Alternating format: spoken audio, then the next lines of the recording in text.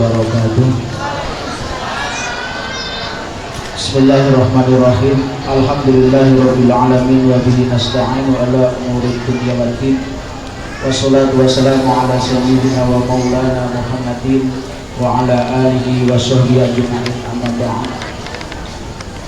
Hadirin mukarramin, para alim ulama, wabil khusus kepada panjenenganipun pengasuh pondok pesantren Rodotul Mujawidin yang dalam hal ini pagi ini dihadiri oleh beliau ibunya Al Barokah, dan kepada Bapak Kepala Madrasah Sanawiyah yang kami hormati, dan kepada Dewan Asatidz wal Asatidzah Madrasah Sanawiyah Rodotul Mujawidin yang kami hormati, dan kepada Bapak serta Ibu wali santri, khususnya santri Madrasah Sanawiyah Rodotul Mujawidin yang kami hormati.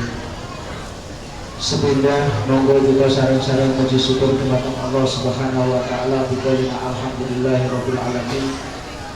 Masalah alasannya saya tidak tahu Pak kalau ada aturan seperti itu, dan ini sering sekali terjadi. Jadi untuk realisasi ini insya Allah akan kami jelaskan, dan tulisannya juga sudah terpampang di mana-mana. Di antaranya monggo Pak Ustadz Syafi'i slide-nya dibuka. Untuk kali ini adalah sosialisasi tentang izin keluar pondok. Kenapa harus kita sosialisasikan? Bukan berarti kami menggurui panjenengan sedoyo atau yang lainnya, tidak, tapi banyak kejadian wali santri izin masuk ke kantor menghadap dengan pengasuh buka bejian dikata terus ngeten iki didarai mosok wis tuwa diwarai, tapi nek ora dikei ngerti kadang ya ora mudeng-mudeng ngoten niku nggih. Untuk masalah izin anak bapak ibu sekalian di pondok pesantren sudah kita tetapkan sebuah aturan. Izin ada kalanya izin untuk keluar pondok, yang kedua izin karena ingin pulang ke rumah. Ini berbeda, aturannya juga berbeda. Untuk yang pertama kita jelaskan dulu untuk izin keluar pondok. Maksud izin keluar pondok itu bagaimana? Sebagaimana nanti saat ini setelah acara ini bapak ibu diperbolehkan membawa anaknya keluar, ya, yang tujuannya mungkin anaknya minta jajan, mau beli sabun dan sebagainya, atau mau beli sate dan sebagainya, monggo. Akan tetapi tata cara keluar akan kita atur dan kita tentukan. Di antaranya yang pertama adalah izin hanya berlaku untuk keluar pondok dan tidak dibenarkan untuk pulang ke rumah.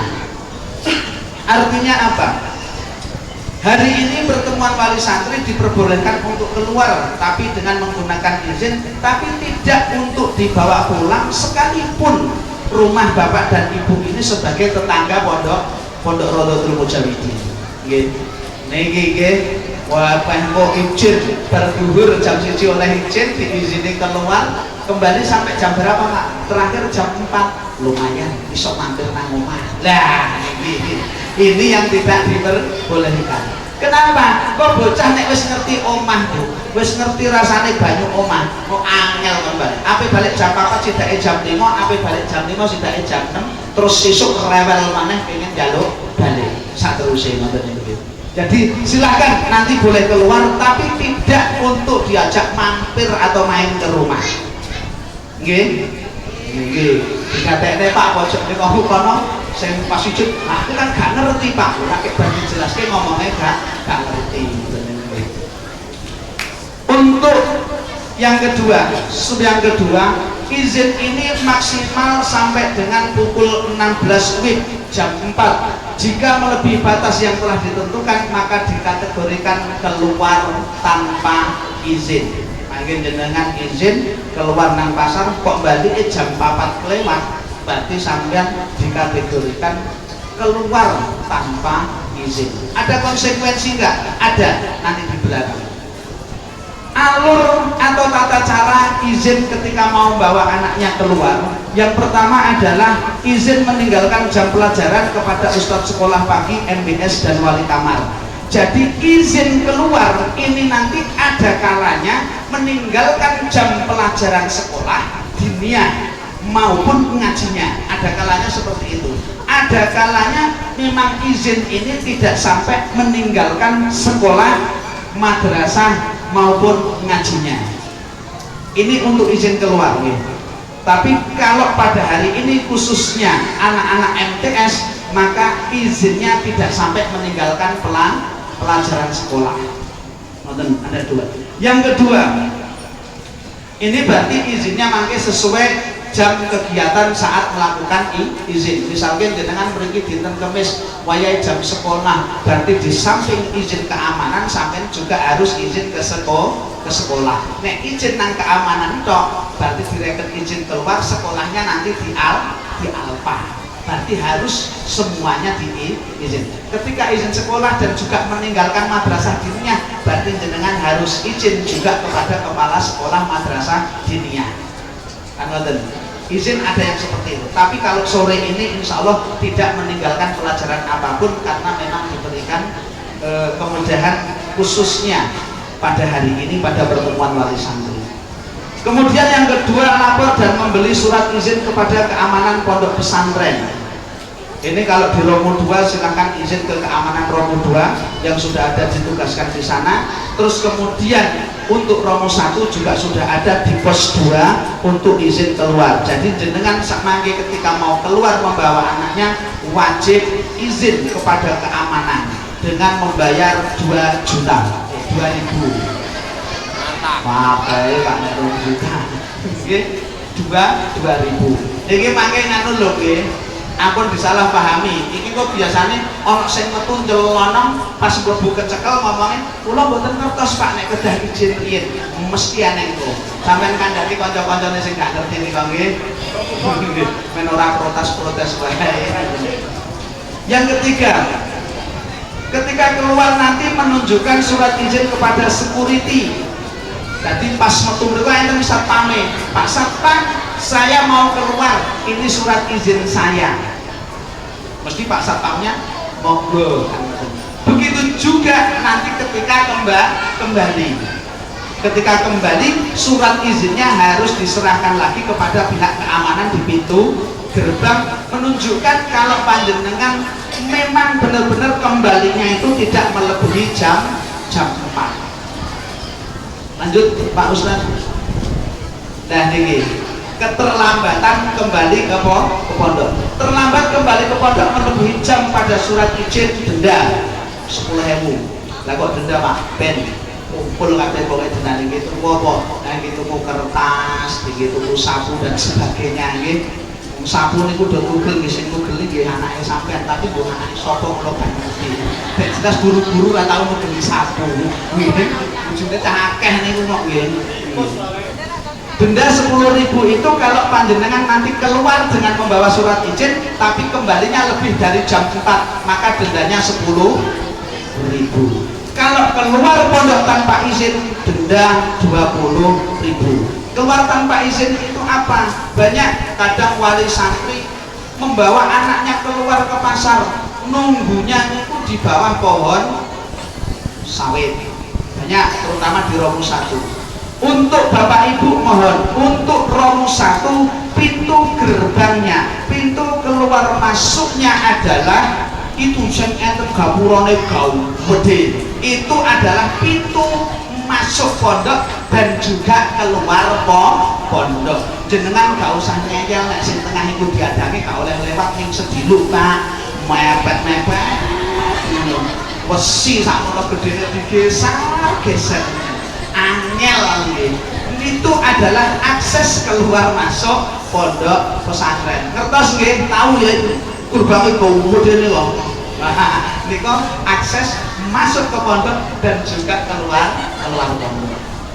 Niki sampean aja lewat guri. Ana banyak yang lewat sawitan itu ada. Nggih, lewat jalan bulian itu di Romo 1 terutama. Yang di sini lewat pinggir-pinggir. Kalau Romo 2 pintu gerbangnya gini kok. Jangan ada Pak Satpame. Ojo sampean lewat nggone tanggane iki lah, akeh. Nggih, ampun. Kenapa? Karena kita bertetangga, kita juga harus menjaga kenyamanan dari tetangga kita. Ngoten nggih. Dan pintu keluar masuk sudah kita siapkan dan besar sekali kan mobil-mobilnya juga bisa masuk ke pondok. Kalau keluar tanpa izin berarti nanti dendanya Rp20.000. Ini untuk izin keluar pondok, bukan izin pulang. Ngoten nggih, bisa dipahami nggih. Lanjut untuk yang sub berikutnya, izin pulang ke rumah. Nah, nek mau kan tidak pulang, lah ini izin pulang ke rumah. Yang pertama, izin ini dikeluarkan atau disahkan oleh pengasuh. Dalam hal ini yang berhak mengizinkan anak panjenengan untuk pulang ke rumah hanya ketua yayasan. Beliau Kiai Haji Muhammad Ansor Wijaya Al-Badawi yang kita kenal dengan sebutan Cah Ben. Beliau yang berhak mengizinkan untuk pulang. Nek gak eneng tanda tangannya cabat, kok eneng tanda tangannya wali kamar tok sampeyan balik, berarti sampeyan pulang tanpa izin. Yang kedua, izin harus didampingi oleh orang tua atau walinya, baik izin pulang maupun izin keluar pondok. Didampingi, ojo anaknya dikon izin dewe. Lah bapakmu ndi nduk? Bapak anu Pak, tentu kok pinggir dalan. Nah, ya. Yo nek bapake tenang, nek pacare kacau. Gitu kan? Yang ketiga, izin umumnya diberikan maksimal 3 hari. Izin pulang itu maksimal 3 hari, tidak lebih dari 3 hari. Kalau sampai pengasuh memberikan kelonggaran lebih dari 3 kali, itu adalah kebijakan dari pengasuh, bukan kebijakan dari sebuah aturan. Nek sampai diizini 3 dino, sampai aja ngeyel. Anu Pak Ustaz, kesel gitu. Wong DKW-ne itu sik 2 dino nengok. Nah nek 3 dino mriki bareng sing ngeterne, sing ngrewangi sah-sah bar mantu ngoten iki. Yang keempat, izin dibenarkan untuk pulang oleh kesehatan pondok pesantren. Berarti izin yang dibenarkan oleh Badik kalau mendapatkan rekomendasi dari tim kesehatan. 1, dikarenakan sakit yang tidak bisa dirawat oleh kesehatan pondok pesantren. Ini nanti ada kalanya anak panjenengan sakit yang memang dari tim kesehatan ini bukan tidak mampu, tapi mungkin anak panjenengan lebih membutuhkan perawatan yang lebih baik di rumah sakit atau sebagainya. Dan dalam hal ini yang memberitahukan kepada wali ini bukan dari tetangga, bukan dari telepon anaknya yang pinjam HP kawan atau tetangganya, dan bukan dari kawannya. Akan tetapi kabar ini yang memberikan adalah 1, tim kesehatan romu, yang kedua wali kamar. Apabila bapak ibu nanti mendapatkan kabar dari tetangga ngeten niki kan jenengan tilik niki mesti enten wali santri sing boten berangkat. Amen ngerti anake tanggane lagi dasemu mumet teng pojokan mriko tekan. Bocahe nangis sampai tekan omahne. Malah yuyu anakmu tak cekel babuke panas. Keluwen nang pojokan dhewe ra ono sing ngerti yuyu ngono kuwi. Ibuke langsung bolong komeng sing ngabari tanggane. Padahal lorone apa? Mumet. Terus anake ana tanggane ngenten niki jenengan boto HP, disilai HP terus krana ora teko. Wong tuane kancane do teko kabeh, wong tuane ora teko, terus telepon nangis padahal gak lara krana nangis sedih wong tuane gak teko. Kok kuwi ngomong, "Anu aku wis gak kawan." Ndak kula nutut banget Bapak. Halo ya, ini kita. Nggih. Jadi kalau memang kabar itu dari tim kesehatan bahwasannya anak panjenengan memang butuh perawatan yang lebih, maka tim kesehatan yang memberi tahu atau wali kamarnya, bukan tetangganya. Kalau jenengan punya kabar dari tetangga anak loro, jenengan pastikan dulu dengan cara menelpon kepada wali kamarnya. Saya yakin panjenengan sedaya punya dan kenal dari wali kamar lari panjenengan sedaya. Gadah nomor nggih? Gadah? Gadah, nek boten ngapusi. Yang B, sakit yang mendapatkan rekomendasi untuk merawat lebih lanjut dari tim kesehatan pondok pesantren, sami keterangannya. Yang ketiga, diperbolehkan izin keluar kalau keluarga inti menikah, meninggal, punya hajat yang melibatkan santri terkait untuk pulang. Maksudnya keluarga inti menikah niku sinten? Keluarga inti niku ana bapak, ibu, emas, mbahyu, adik, mriki ngisore la niki ayah, ibu, kakak kandung, kakek dan nenek kandung. Nggih. Misalke bapake ape bojo meneh. Lah iki oleh anake dijak kan misale ngoten to Pak. Bapake ape bojo meneh. Hah? Sudah bukan nggih, sudah. Loh, dan ada. Tapi wis bisa nikah meneh. Ora kok dimadu. Nggih, bapake nikah utawa ibuke nikah, anake diizinke oleh izin balik telo dina. Utawa mbahe nikah maneh, yo gak apa-apa. Wis saged mawon to mbah nikah gitu. Nggih. Terus kemudian saudara inti meninggal dunia, ini juga diperbolehkan pulang. Punya hajat yang mengharuskan anak itu pulang, contohnya nopo, mungkin larene panjenengan arep dijak lunga haji utawa umroh, lagi daftar ke Depak atau ke dinas nopo niku ke bank dan sebagainya, yang mengharuskan anak itu pulang, monggo niki asal diizinkan. Tapi apabila tidak ada kategori yang di sini, jenengan ampun meksa, bukan dang nrimo yasinan mingguan niku pun maksa. Ini namanya cacat. Menawa ono sing durung benar, nek izin ambek dewa budi. Nggih, iki bato, kapalno. Nah, nek izin ambek wong budi. Ini namanya cacat. Nah, CAK spasi BAD. Cacat tidak boleh izin pada selain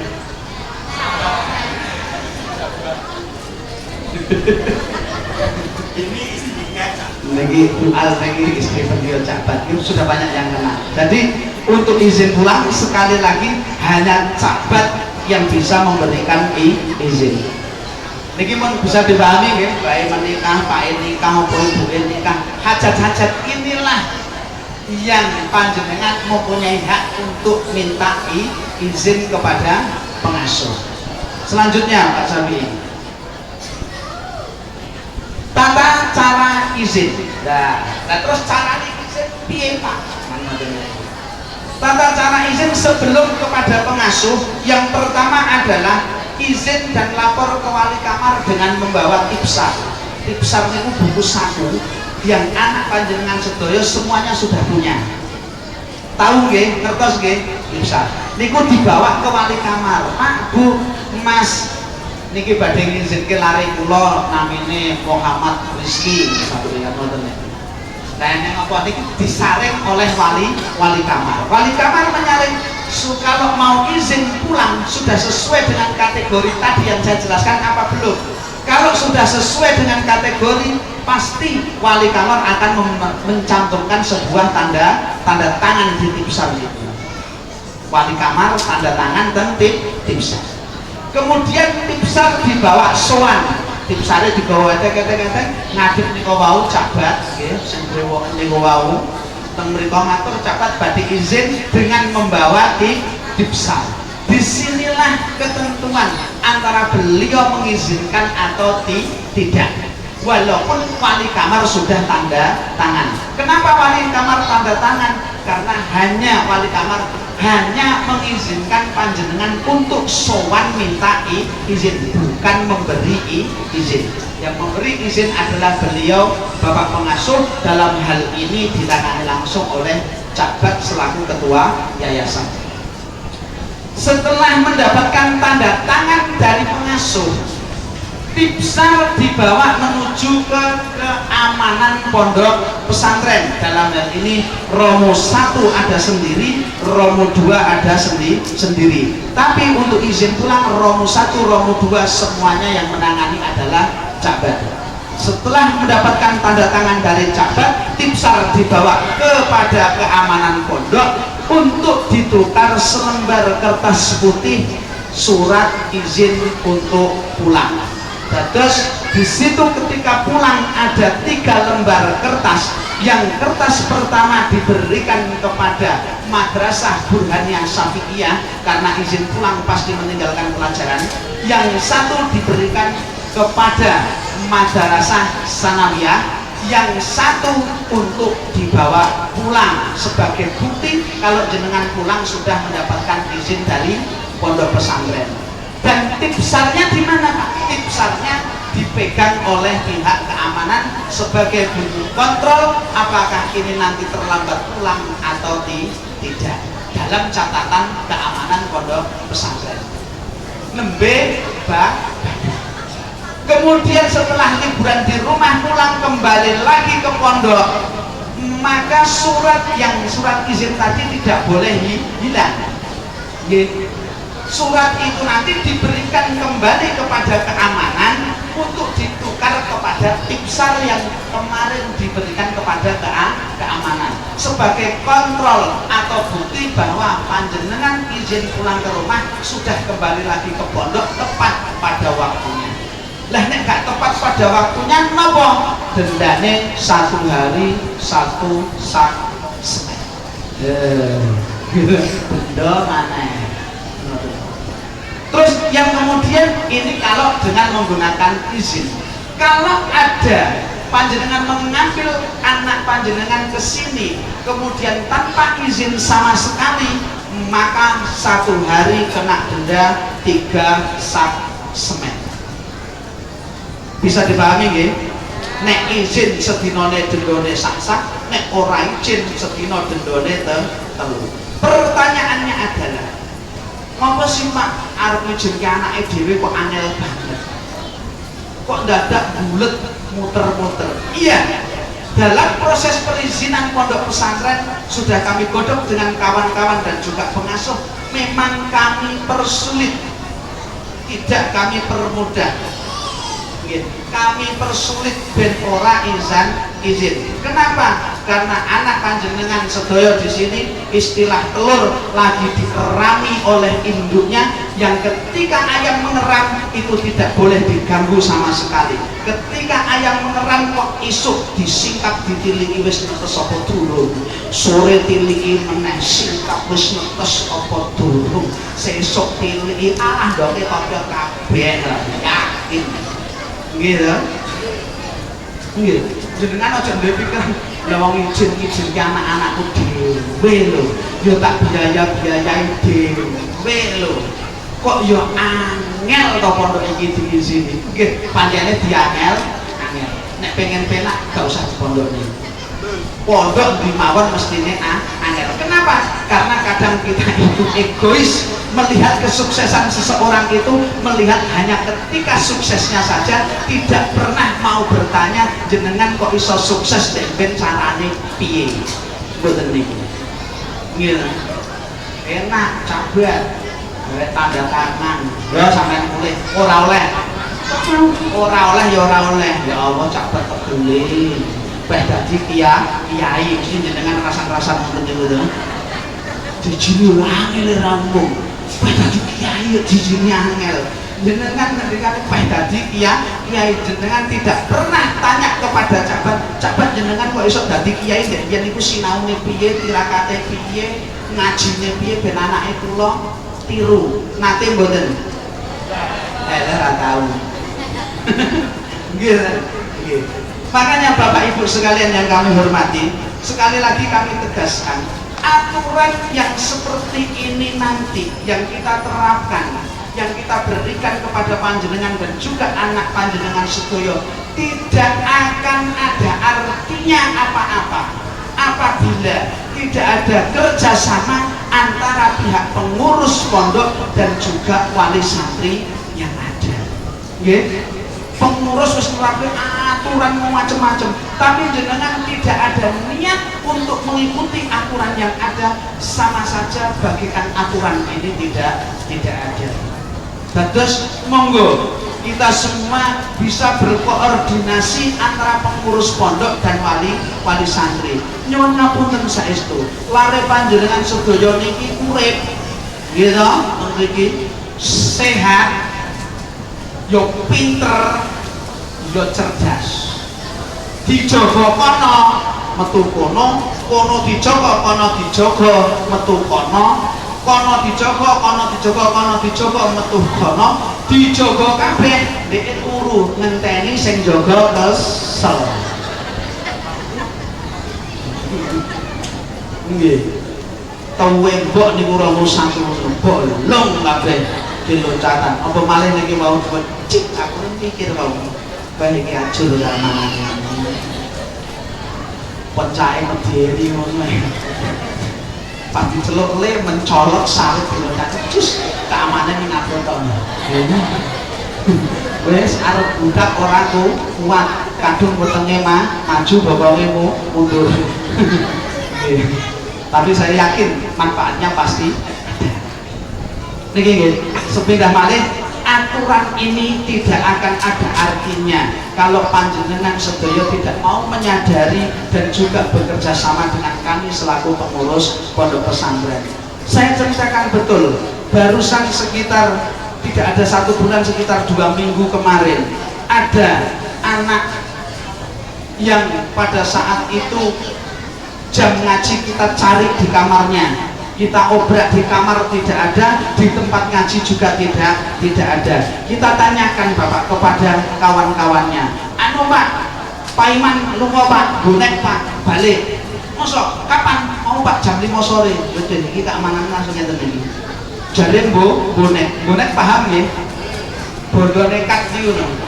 Pokoknya balik melaku orang mobil di stopi nunut, sopor yang lewat stop nunut sampai dengan rumah niku jenenge bonek. Itu bahasa sekarang atau dulu dan juga sekarang bonek. Jadi bondo nekat.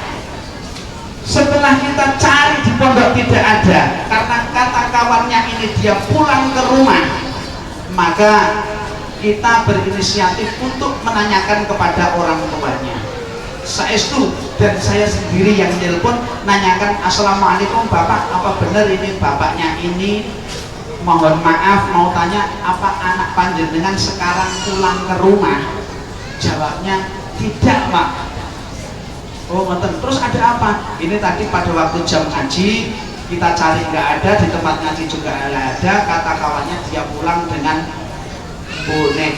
Kalau ada ini malah wong tuane ngamuk, ini pondok pesantren apa ini, sudah tidak pernah kasih tahu kepada orang tuanya.